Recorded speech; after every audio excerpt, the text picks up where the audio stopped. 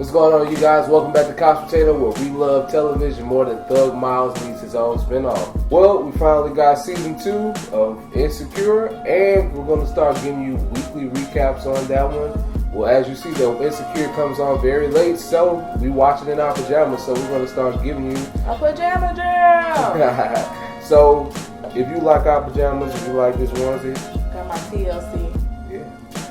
Drop us a like, let us know if you like this, and subscribe and let us know what else that we should watch that you guys want us to recap. We really got to see where everybody is since, the end of last season, and it's been what, a few months maybe?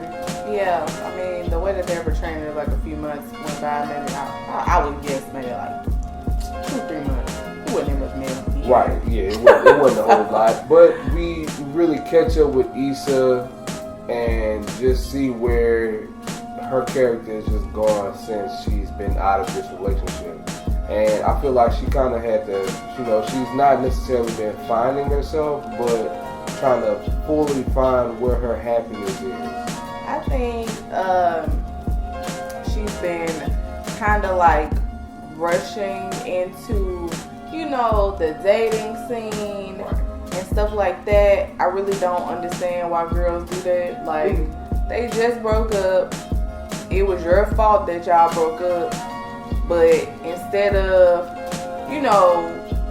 being persistent and trying to get him back because you actually want him back, instead you go on a string of dates with King Karan and Philip Hudson. Yeah. So we jump back in, we see Issa going out on different dates and trying out different dating apps and stuff like that. Right. Just trying to get her groove back pretty much. And it's just not working at all. It's just pretty much the same thing every time, obviously, as with the montage as well. Yeah, which was an awesome montage. Yeah. After that, pretty much everything with work is pretty much same old. It's not easy. Kids not necessarily interested in what they're trying to offer. Now they're at another school from that's different from last season. Because last season they were at maybe a black elementary school, and now it seems like they're at a Hispanic high school. Hispanics don't care about what they're talking about at all. They don't care at all, but it's more so not because they're Hispanic, it's because they're high schoolers, and high school's like, okay, learning program, I'm about to do that. Molly is, at first she was kind of okay. She's going to see a therapist. Well, as far as work, okay. She started to see a therapist, but she's not necessarily opening up. She's just seeing the therapist. Now she's on her 3rd or 4th therapist, which is a waste to do therapy if you're not going to go in there and talk. Like, if you go in and feel like, I got my shit together, why are you here? Right. So with that, then it moves to her job, and we find out that she accidentally gets a check that's not for her. It's for a white male coworker, and so she finds out that he makes significantly more than her, and so she's kind of probing to see is this a bonus? Did he, press the partners to get a raise? And he's like, nah, I ain't ask for no raise. Right, yeah. I ain't getting no raise and whatever. So once we get back to Lawrence is doing exactly what any other dude that's got cheating on has done. So that's why I feel like nobody's going to feel like what he's doing is unjustified. Yeah. He's just going around just fucking. Not just going around fucking. He's still fucking the same chick from the end of the last season that was trying to get with him. But at first, he's kind of just smashing her with no necessarily feelings or advancement for a relationship until his friend kind of brings up calls him out well, you doing a good job, you just smashing her lifestyle over the weekend, and then you come back and you don't even take her on no dates or whatever, and so then he ends up taking her on a date. Right. He might actually want to try to pursue something, I guess. I feel like he's smashing his pain away, at least trying to. I can agree with that part. But at the same time, I feel like when you're not over somebody, it don't matter how much you smashing somebody else, it's not gonna make you not like the other person no more. One is to the end. Yeah. And he shows up for some mail that... Yeah, I mean, he's been avoiding Issa, which, and except like texting her about, you know, bills and apartment stuff. But then when he finally did come get the mail, it was awkward as shit. Like, oh yeah, and then he was like, all right, well, I'm gonna go ahead on and go. And then she was like, all right. And then he started leaving, and then he turned around and then started kissing her. And then he took her down on the couch. Yeah, it was like the most awkward one. Especially like, I feel like, especially the way that they've set up like their sex scenes. Like in the beginning, Lawrence was smashing the chick from the side. I just want to point out direction parallels. Lawrence was smashing the chick from the side, and it was very rough and aggressive. You know what I'm saying? And then when he smashed Issa at the end, it was missionary, face to face. Yeah. And it was more slow. You know? I didn't think about it like that. So it was more sensual. Well, it was still awkward as shit. Yeah. Then he finished. And then I already knew where this was going. First of all, when he started kissing, I was like, girl, don't do this. Right. Don't do this to yourself. You emotionally messing yourself up right now. Anyway, they finished doing it, and then he get up, and was like, alright, I gotta go. And then he gave her this awkward, like, half mouth, half cheek kiss. Yeah. Them awkward ones, it was quick. It was very and then, like, walked out. And then she sat on the couch, and it was, like, a confusing look, but then she, like, cracked a smile. I'm like, girl, don't crack no goddamn smile.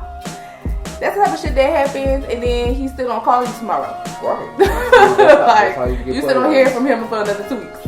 So they were having a wine, pretty much, party? Yeah. So, like, it was a wine party, but it was also, like, a singles mixer. So, like, I'm single and I bring a single friend, and then, like, you're single, you bring a single friend, so we got a room full of single people, and then somebody's gonna, like, make a connection. Right.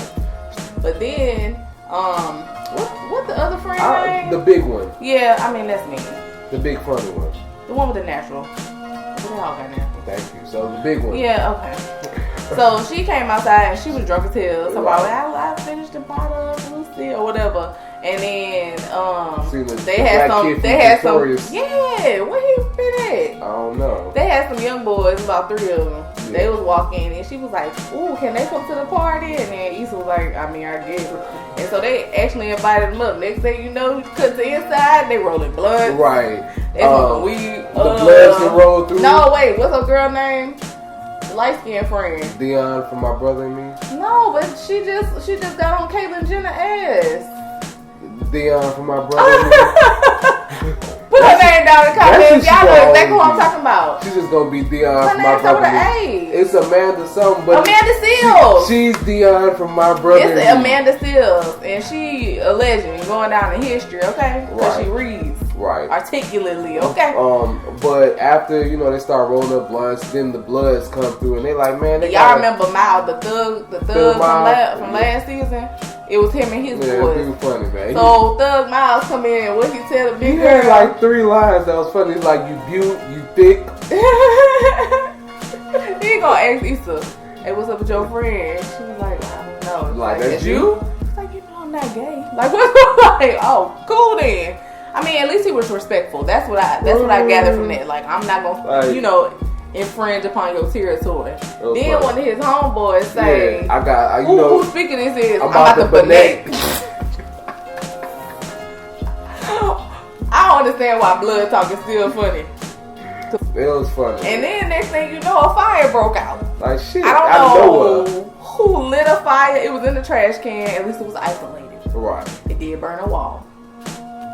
Scorched that bitch. I mean, and then of course everybody ran out. Right. The only person who stayed to help was Miley and Issa brother, which we just got introduced to Issa brother. Issa got a brother. Right. Don't remember his name. Yeah.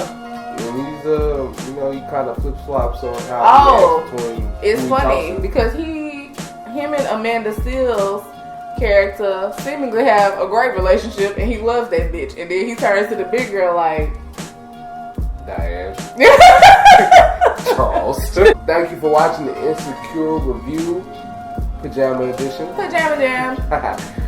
Let us know, once again, let us know what you think. Give us a like, subscribe to our channel, follow us on Instagram, Twitter, wherever you can find us. Let us know also in the comments any theories of where you think this is going this season. I know. Where do you want to see this going? Is Issa and Lawrence gonna get back together? Or is Lawrence gonna get with this other chick? I don't even know her name. She got nipple rings. Nipple rings. Nipple rings. Oh. Yeah, we like somebody. Well, checking you guys. Do nipple rings taste like pennies? Leave us a comment and let us know, are nipple rings worth the hype? That's definitely a conversation. I heard they taste like pennies, and I just want to know if it's true. I'm not for nipple rings, just being honest. So, yeah, let us know that. We'll check in, let us know, and we'll shout you out in our next video. Check in with you guys next week. You better go to sleep. Hell yeah.